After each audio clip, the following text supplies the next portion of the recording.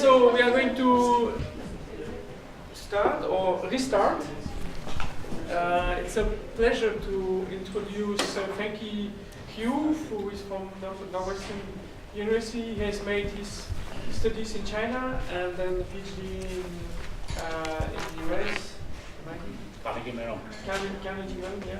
And then he's now in, after a postdoc in Cornell, he's now in Northwestern, but I heard that you are going to go back to Cornell in a few months. So it's really a pleasure to have you here, and we're happy to hear your contributions. Thank you very much for the introduction, and thank you very much for the invitation to present here. I really particularly appreciate the schedule. You know, it's about 7 a.m. right now in Chicago, so it's time for me to wake up. So in this presentation, I'll focus on life cycle in general. Okay, it's more like analysis and optimization tool to look into environmental impacts of a particular product or processes. There are a lot of discussions in this meeting, very impressive contributions from many of you, talking about biofuels, bioproducts, or chemicals from biomass. And certainly there are a lot of studies focused on more biorefinery process itself, okay? But the key issue is if you take a step back and think about why we really go with biofuel and bioproducts, many people think they are really green, okay? They are better from environmental perspective, from sustainability point of view. But the question we should ask is how green they are, okay? How these products, fuels, chemicals, compare with those petroleum-based products or fossil energy-based products? You know, sometimes we have to only try to compare different systems. We want to make sure that we are comparing in a fair basis. We want to make sure apple is compared with apple, not apple compared with orange, okay? So in this case, we have to extend the entire boundary beyond the process itself, beyond the biorefinery process, going into the upstream, looking into cultivation, fertilization, and so on, and going to the downstream, looking into end of life, recycle, and end use, and so on. So this is really making the entire life cycle of the product systems. Okay, and that's exactly the focus of this presentation. Try looking into this life cycle-based environmental impacts. Okay, from an analysis perspective, from an optimizing perspective, and make sure that we are evaluating them before we make any early stage decisions. So as one of the many attempts, many studies in this area, we also collaborating with our, I would say, close friends and partners in Algal National Laboratory to conduct one of the very early stage life cycle analysis of bioproducts, essentially chemicals from biomass, and also compare them with their petroleum-based counterparts to see how they're doing. So the methodology is probably very similar to what you have done so far. It's essentially a process-based life cycle analysis. And one of the most critical stages is trying to figure out all the life cycle inventories. Here is essentially the mass and energy balance that you can find out through this very detailed, high-fidelity process simulation in Husband Plus or Husband HYSYS, and trying to figure out how these mass and energy flows will be affecting the entire decision-making and will be bringing any extra impacts to the surrounding environment, okay? And in this particular project, what we did is very much an evolutionary stage, evolutionary process design. There's no really systematic approach. So what we did is try to improve a system, running some sensitivity analysis, and see how we can adjust the flow, adjust the integration so that everything will be better and closer to the reality, closer to the industrial commercialization scale in the near future, okay? So once we get this data in the process stage, we'll be able to combine with the data already included in the grid model in Algal to look into the upstream and downstream impacts. And by getting all these things together, we'll have a full kind of life cycle-based, process-based analysis. And the data from the petroleum-based counterparts are also derived from literature or from some industrial sources. So the results are not surprising, I would say. You can see there's a list of 15 different products and chemicals. And the red ones are basically those from biomass, and the blue ones are essentially those from fossil-based sources. So you can see the greenhouse gas emission from a life cycle perspective has a reduction ranging from 25% in some cases to 85% in certain cases. So in all these scenarios, you can figure out, okay, bio-based chemicals and products are indeed, well, I would say, more sustainable from a life cycle greenhouse gas emission perspective compared to the petroleum products. Okay, and so then there are other metrics you can look into for sustainability, like water use, direct and indirect land use, econ toxicity, and so on and so on. So this is just one of the very early stage of study. So I just want to introduce this story very briefly as more like a motivation of what I'm going to talk about today. Okay, so the key issue here is, of course, you can see bioproducts certainly have potentials from life cycle greenhouse gas emissions. But the key point is, the key lesson we learned from this study is the tools. We have been talking about in this CAPE community or PSC community, Essentially, all the tools we are doing, process design, process integration, for energy systems, for environmental issues, could really bring in a lot of improvements, a lot of difference in terms of the life cycle environmental impacts. So a very naive study is, okay, you can see from sustained acid to sugar, you could end up with different alternatives. And these two alternatives can really give you different environmental impacts. For this community, for us, probably this is very trivial, but for the LCA folks, for these people doing life cycle analysis, this is really a big challenge, okay? So let's really motivate what I'm going to talk about today. Okay, how can we go from life cycle analysis to life cycle optimization? Okay, so as a brief summary about what I've been talking so far, in the to conduct life cycle analysis, especially this process-based approach, people typically follow these two international standard organization documents, 14040 and 14044. They really involve 4 stages: from goal and scope definition, define a function unit, define a systems boundary, to look into inventory analysis, look into mass and energy balance, eventually figure out the environmental impacts and look into interpretation. An extension you have seen in many of the presentations today is people try to talk about environmental optimizations in addition to economic and energy optimization. So really, this really make it as a full-scale life cycle optimization.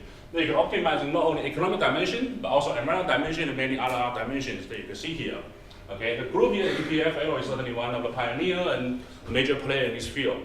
So what I'm going to introduce in particular here in this case is to argue that this is probably something that the community of life cycle analysis could evolve in the next few decades. Okay, this is a very similar story as what we did in the process systems community or in the CAPE community. We start from analysis, which is people did half a century ago. Now with the advanced systematical tools, mathematical tools, optimizing tools, we can look into process design and look into optimization, and that's what we've been evolving in the past 3 or 4 decades. Okay, for LCA community at this stage, most of them are still focused on analysis. Very few pioneers like Francois are really getting into life cycle optimization. But there are still a lot of knowledge gaps to handle and a lot of research challenges to address before we're moving from life cycle analysis to life cycle design and life cycle optimization. Among all these challenges, at least 4 of them here, which is going to be something I'll try to review very briefly in the next 20 minutes or so. So the key question, the key challenge, first one, is how can we really integrate life cycle analysis tools and principles in a seamless way with superstructure optimization, which is probably, I would say, the most frequent words you could come up from this meeting today and yesterday. The second issue is how can we really handle and determine this optimal or suitable systems boundary, functional unit, and also these life cycle inventory analysis tools. Of course, there are other challenges, say how to deal with uncertainty and how to solve the resulting very large scale optimization problem. We do have tools and methods to address these problems, but due to time limitation today, I'll focus on the first 3 challenges. In particular, I want to illustrate these ideas through 3 examples, again, very superficially, very briefly, okay? So the first one to cover topics relevant to Algae Biorefinery, which is exactly something that was covered right before the lunch today, okay? I'm going to look into this problem in a different perspective, from sustainable design perspective.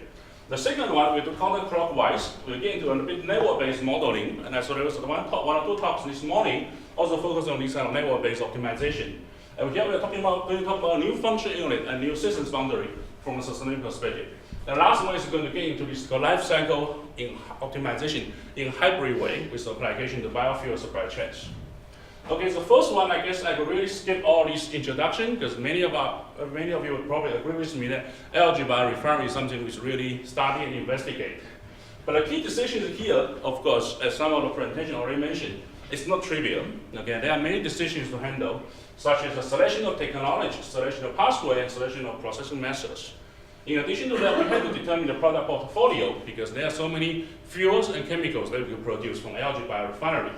And more importantly, from a process perspective, we try to recycle as much as we can all the water, all the nutrient, and all the off-gas, okay? So this is more kind of from resource efficiency perspective. I said we still need to respect all the mass balance, energy balance, capacity constraint. That's what we need to do as a chemical engineer, as a process engineer.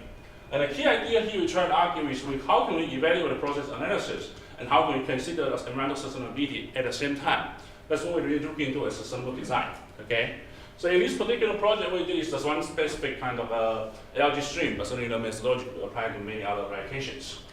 So what we did, well, again, is one of going back to the keyword here, superstructure, is start to investigate all the possible options you could have in an algae biorefinery. So we had to come up with what I would say relatively comprehensive algae biorefinery superstructure that includes 7 sections. from cultivation to harvesting, liquid extraction, and so on until bioproduct manufacturing. And it's given over here as very much a comprehensive superstructure framework. But certainly this is difficult to read and difficult to analyze. So we can certainly try to use another way to number all the options like this. And when you number these options, you can see that 1, typically means the open palm, and 1, 2, 1, 3, 1, 4 means different kind of photobioreactors in this case.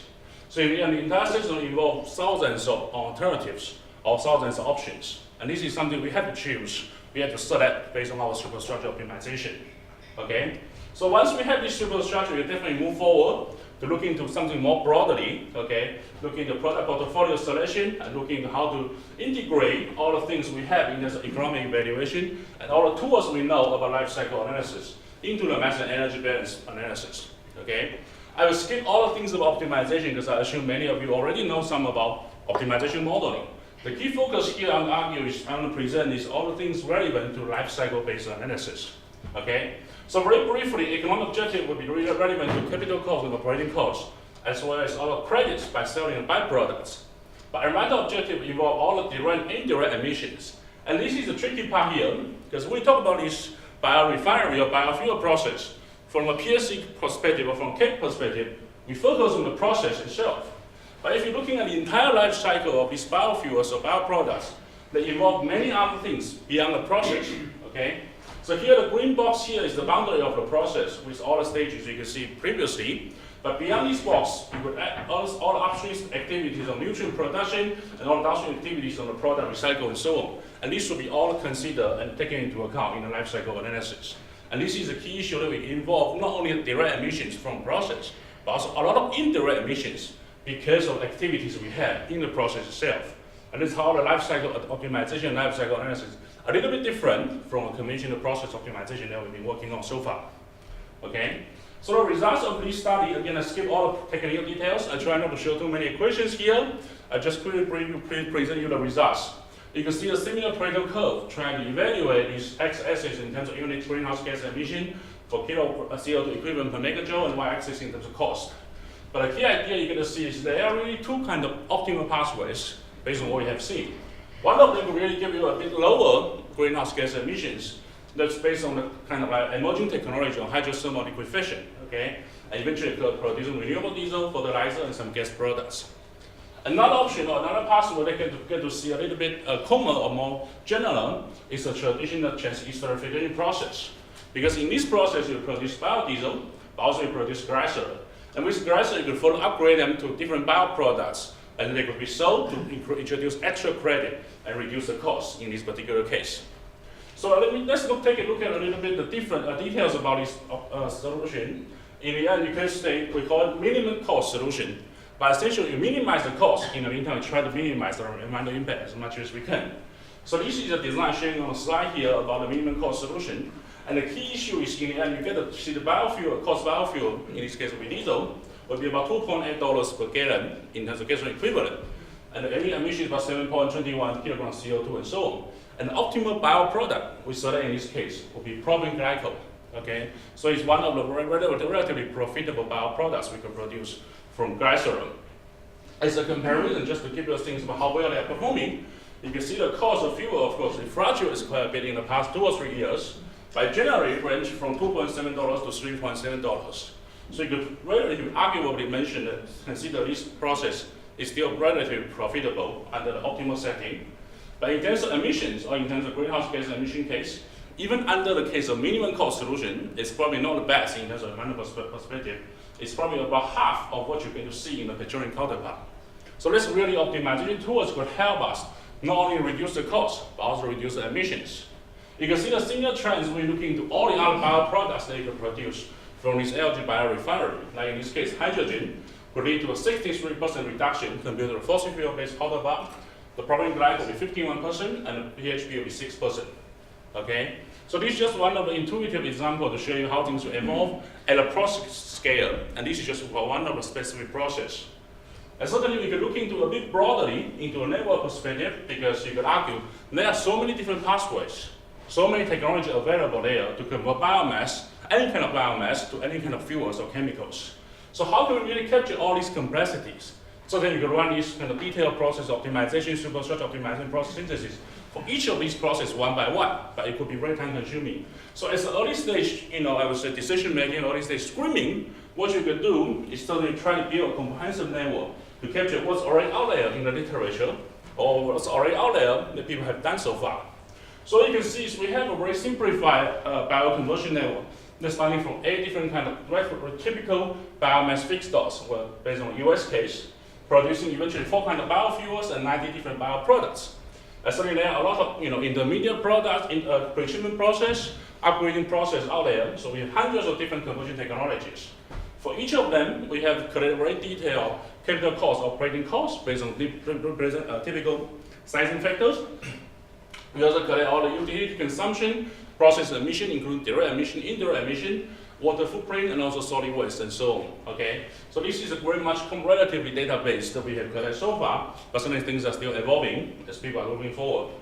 So getting a little bit details, once you put all this information together, you can see a network like this, which is a little bit complicated with a number of options and nodes.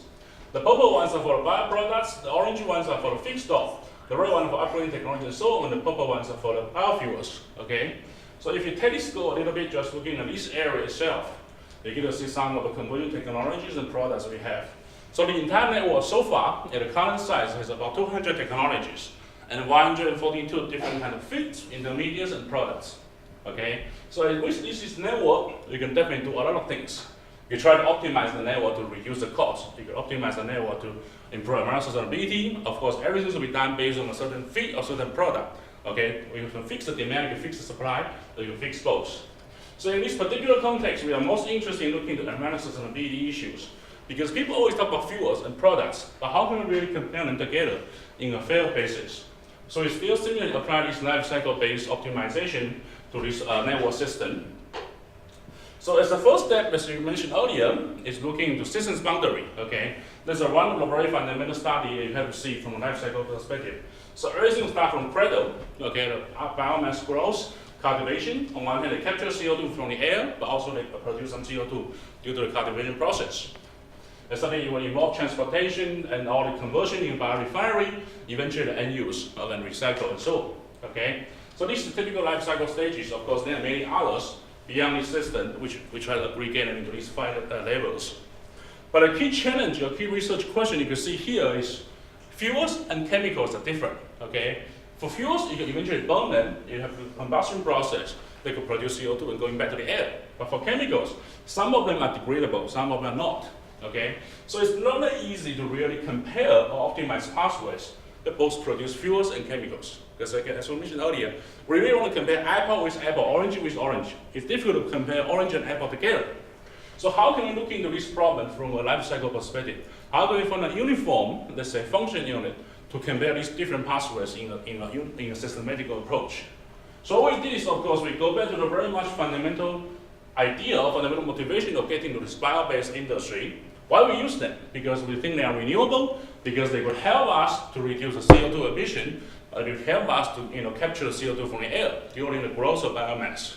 Okay? So instead of picking a function unit that's typically more in the downstream case, we're going back track to upstream. Okay? We try to see how much CO2 in terms of mass quantity that is captured during the biomass growth, which will eventually go to the fuels and chemicals. Of course, here involves some kind of allocation method that people typically talk about, how to allocate emissions to CO2, and how to allocate emissions to fuel, and how to allocate chemicals, which I'm not getting too much details here. But essentially, with this approach, you can figure out for a given quantity of fuel, say 1 kilogram of ethanol, or for a given quantity of chemicals, say 1 kilogram of propylene glycol, you can find out how much mass of CO2 will be captured by the biomass if this biomass eventually converted to the fuel or eventually converted to chemical. Okay? And based on this function unit, you can further define some kind of ratio to really compare different kind of fuels and chemicals. Here we call it NACR.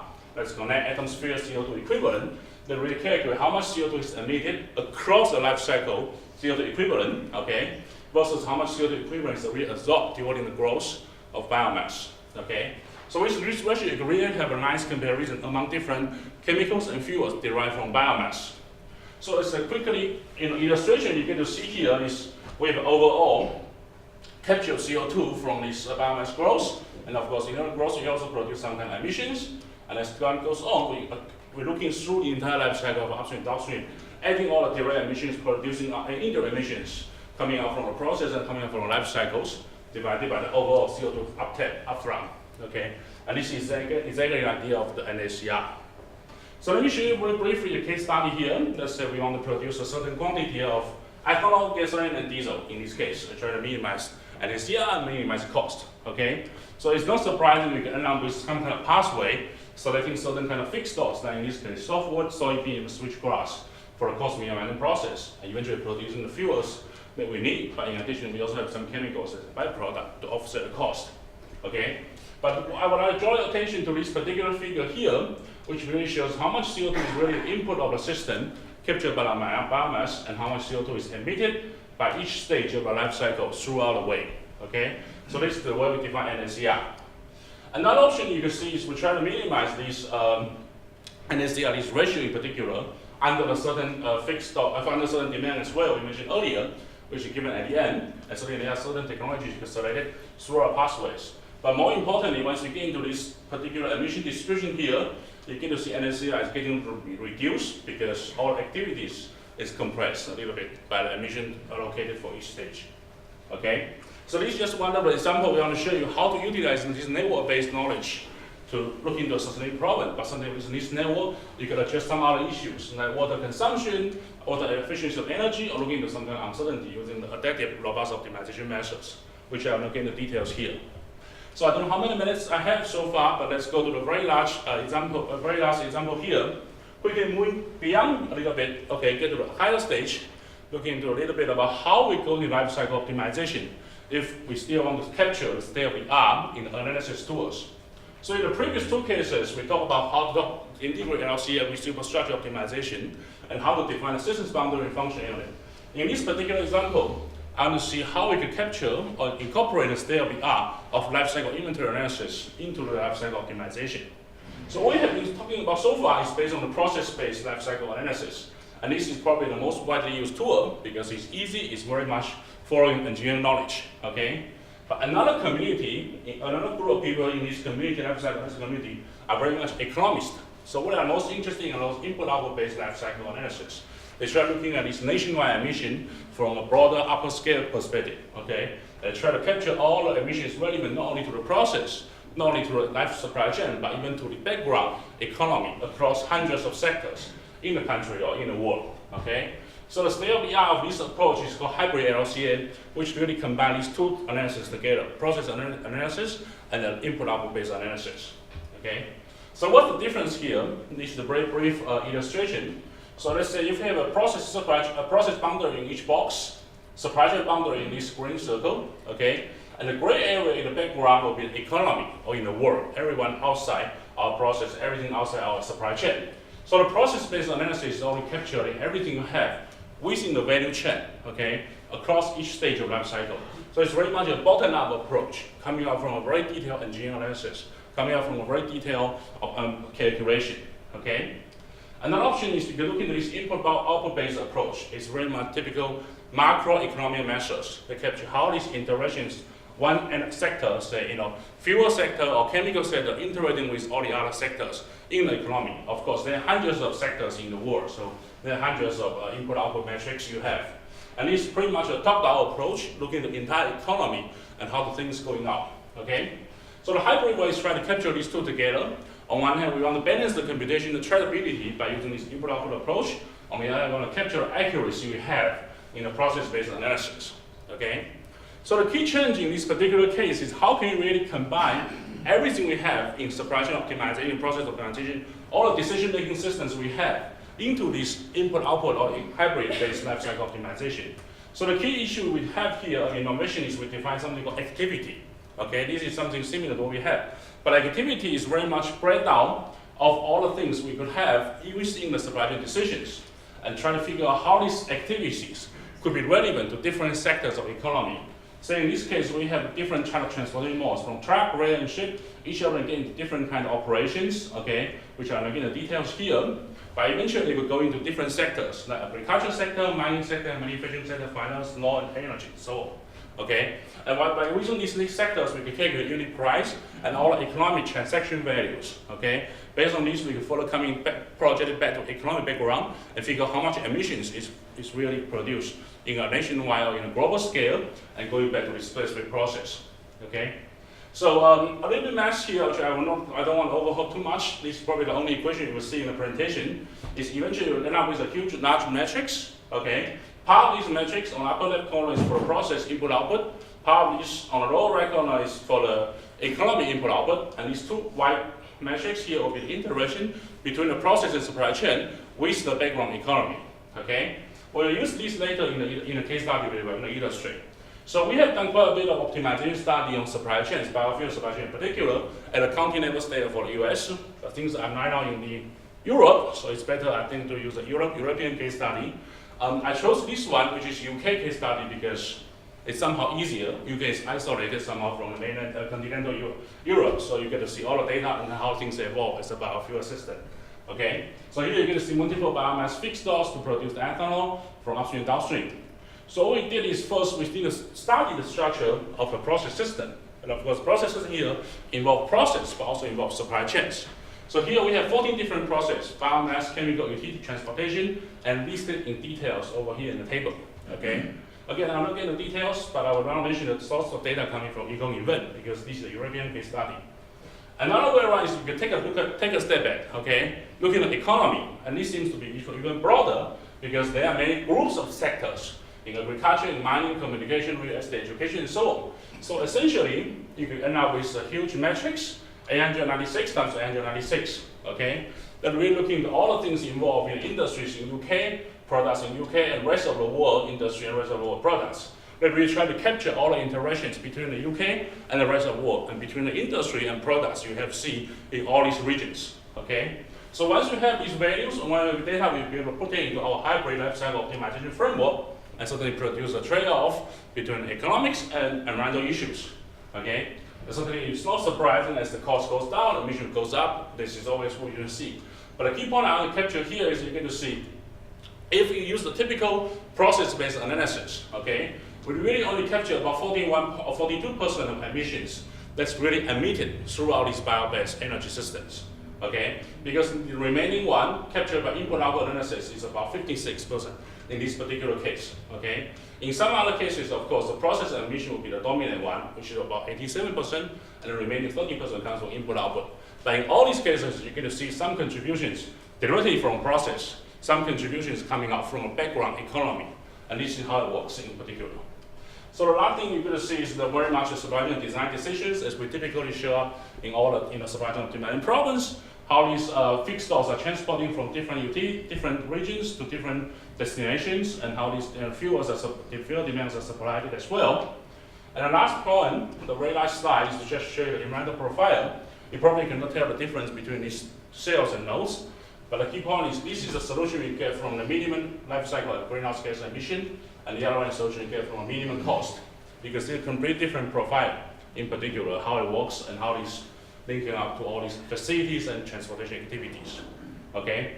So this is very much I have today. Okay? Again, I hope I convince you everything you have seen from life cycle optimization hopefully could be totally applied to the biofuel supply chain study, which is in this case, in this scale. But more important, if you zoom in to the production process itself, or to the entire supply chain in a broader way, this is very much a network optimization problem, as you mentioned in the second case study, or second example. But if you further zoom into each box here, is the detailed process design synthesis.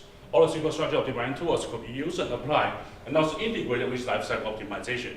So essentially, this is a multi-scale optimization problem coming up from process level to the network level and to the supply chain level, or even to the economy and ecosystem level. All right.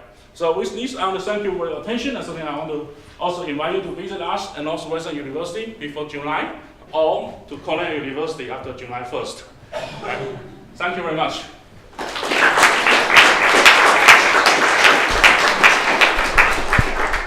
Thank you, Fengqi. So, Deborah?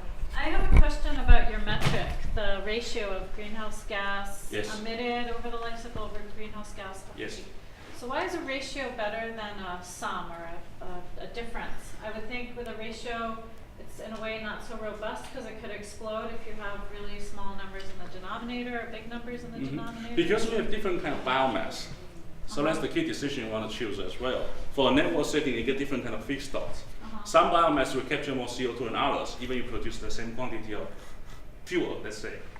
So with the ratio, you can really figure out which feedstock is used, which is more efficient from a CO2 perspective. And you wouldn't figure that out if you did if you just take the X summation, minus Y, if you just subtracted them? you can subtract it, yes, that's another way around. I mean, that's typically, subtracting is typical people doing the life cycle optimization, in life cycle analysis, yes. Okay. But subtracting is also the issue, is depending on the quantity we want to produce. Okay. So here is we really want to make sure we have a fair comparison. Okay. And do you account for the biogenic? I mean, it doesn't biogenic CO2 have a 0 CO2 equivalence? Biogenic CO2? You mean the one captured by biomass or the one? And even when that's emitted, usually we count that as 0. If it's fuel case, in the fuel case, because eventually you assume everything is combusted going back to the air. Okay. But for chemicals, that's not so straightforward. Okay. And that's exactly the challenge we have right now. For fuel, it's very well studied. You have all these biogenic concepts and so on, so you can offset the downstream with upstream. But for chemicals, it's not so straightforward, and that's why we want to have a fair comparison. All right, I'll just think about it more. Thank you. Great talk. Any questions? I know you specifically excluded the point on the optimization of the superstructure and the uncertainty, but I'm wondering if you take into account uncertainty at that point, and you say you have more than 7,800 different pathways through that, can you really, how good can you differentiate between them if they're not as the best or if there are 100 potential ones? Absolutely, absolutely. And it definitely depends on the method we use. There are many multiple approaches for optimization under uncertainty. You can use the stochastic programming, looking at multiple scenarios, but I don't think it's going to be a good fit in this case because you have so many pathways, so many alternatives. So the main approach we use is called adaptive robust optimization. So essentially we have still two-stage decisions. First stage is choosing the technology level and so on. Second stage is more operational level. Okay? But in the ARO approach, in the adaptive robust optimization settings, you don't really consider what's going to be the real outcome of each case. Instead, say for example, you know the yield would have a certain range between say 0.8 to 1.2. Okay? And you can figure out what's going to be the most robust decision, robust optimal decision under a certain variation of parameters. So this is exactly one of the tools people typically use in decision making under uncertainty. Yeah. If you're interested, I will show you some more details. I do have the slides in the computer. Yeah. But just getting too much because with ARO, the key issue is and that was the minute max minute problem. And you cannot use any software to solve it. So you end up with some kind of a new algorithm, which is a column constraint generation method. I don't know if you heard about it. Column constraint decomposition is based on density rule decomposition and Lagrange decomposition. So decompose the problem into a few smaller ones. You solve it iteratively and going back to the master problem and keep iterating until you get to your global optimal kind of solution. Yeah. Nice presentation, first of all. I have a question which is a little bit different. Following your approach, I mean, a solution that will be found discussed in your summary, as you compare different solutions, with each other. I assume it will have to show somehow at some parts of your Pareto front, correct? Yes, yes. So, but would that be a case where a solution never appears on any of your Pareto fronts, but still is a better compromise with respect to the different objectives? So in other words, you have solutions which, again, do not show up in any list of your preferred option, but overall is the best solution for the big problem. In other words, what you assume that your solution will be an optimal at some point, yeah? But my claim is that there would be solutions which are best for the big problem and they are not suboptimal or Pareto kind of front solutions for any case. I totally agree. I mean, if we don't get the objective function correctly, we could end up with the case that, okay, the so-called optimal solution may not be the best as what you define, but the key issue is how to define the best. Not because of the optimization algorithm itself, but because, let's say the optimization algorithm works perfect, finds the global optimum at each different Pareto front, but still you may have a solution in the interior, which is a better compromise with respect to the objectives, but on its own is not an optimal solution at any point. Better compromise for the objectives we define. Yeah, the different. So let's say you have a Pareto front. My claim is that there could be solutions in the interior of your Which I don't quite agree with that, because the key, let me quickly show you this one. Let's say pick up one, That's point A, that's it. Yeah, so what I would say is either B or C is the best. And what you're arguing is maybe A is better than B or C. That's it. But the point is how to define better. If the better in this case, let's say it's because of economics, because of environmental issues, I could argue is you could always improve A to B, or you can improve A to C, or improve A to D. Let's say this point is D. So that economics is better or environmental is better. But of course, you are saying that there's an additional dimension, so that's the social impact. Based on social impact, A is better than B and C. Then why don't we just model social impact as one objective? The objective.